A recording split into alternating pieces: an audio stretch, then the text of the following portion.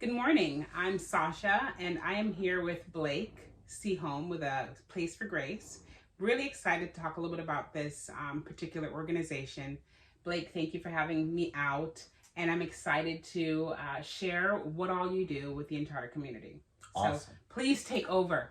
Thank you, Sasha. Thank you so much for coming today, and thank you for helping us spread the word about A Place for Grace. Um, First of all, what is A Place for Grace? A Place for Grace is a Christian self-sufficiency ministry focusing on helping people break out of the cycle of poverty.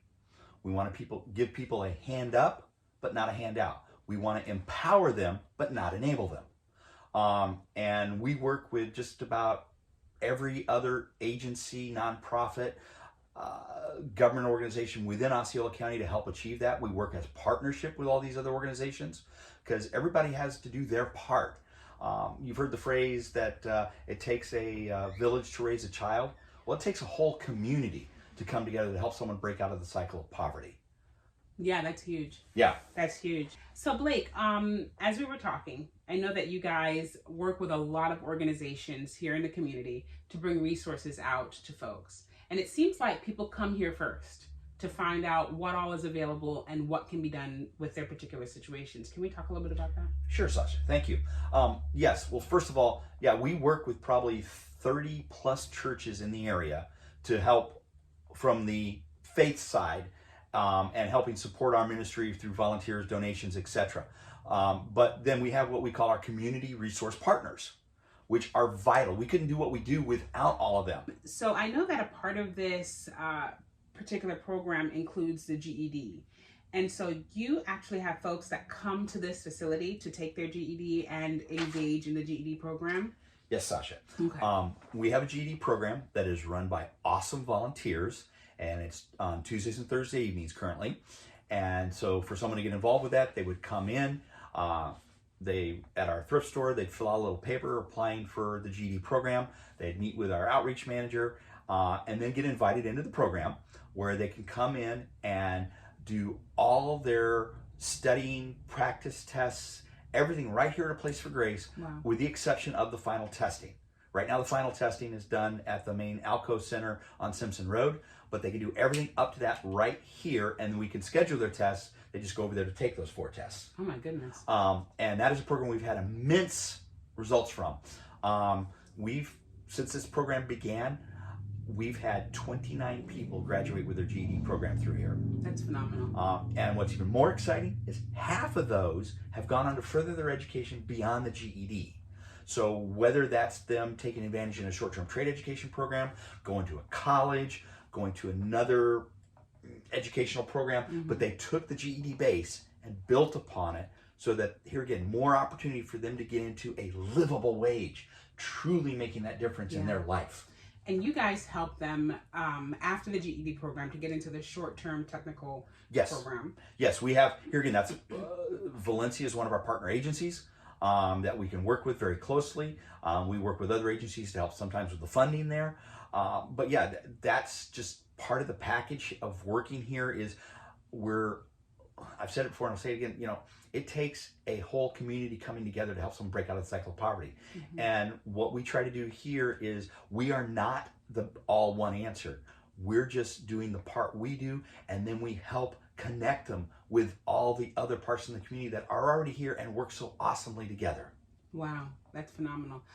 And so after they've done all of that, there's even opportunity for employment in those particular fields that they went to school, like through the Valencia program for? Correct. In fact, actually, that Valencia program I'm talking about, the short-term trade education program, I'm going to mess with the statistics because I don't know the exact, but I know it's over 95% placement.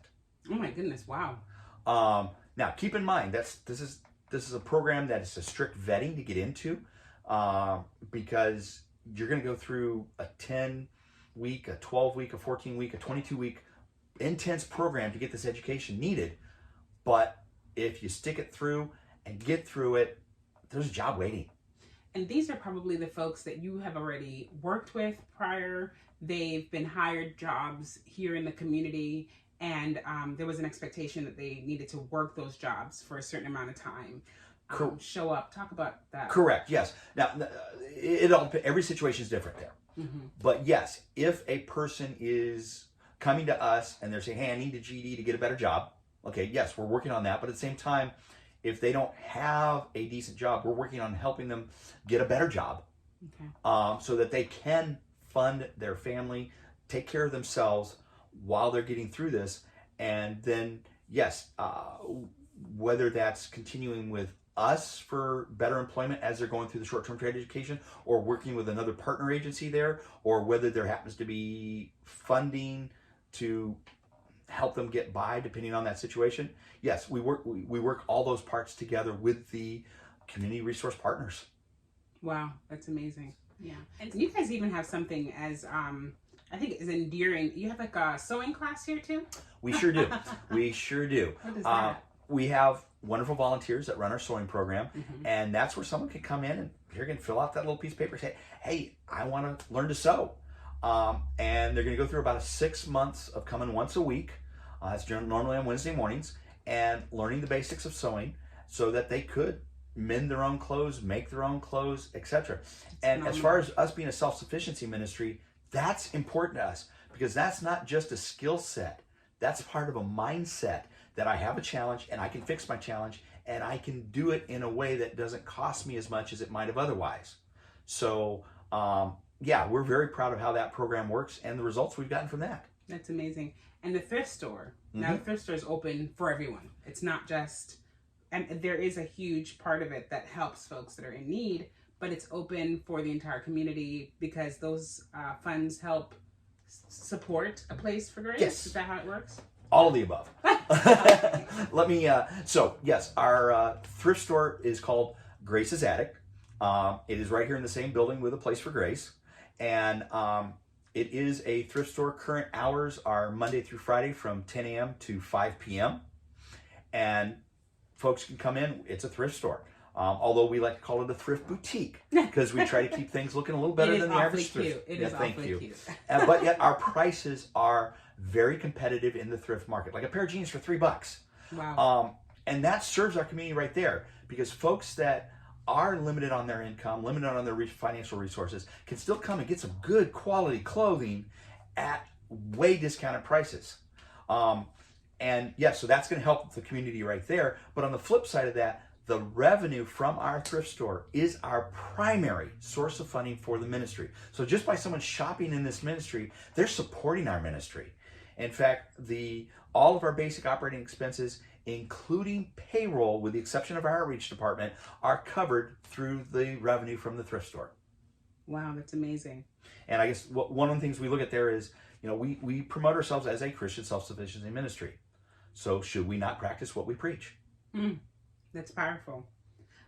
You guys also do a lot with financial literacy, and you have computer classes and nutrition.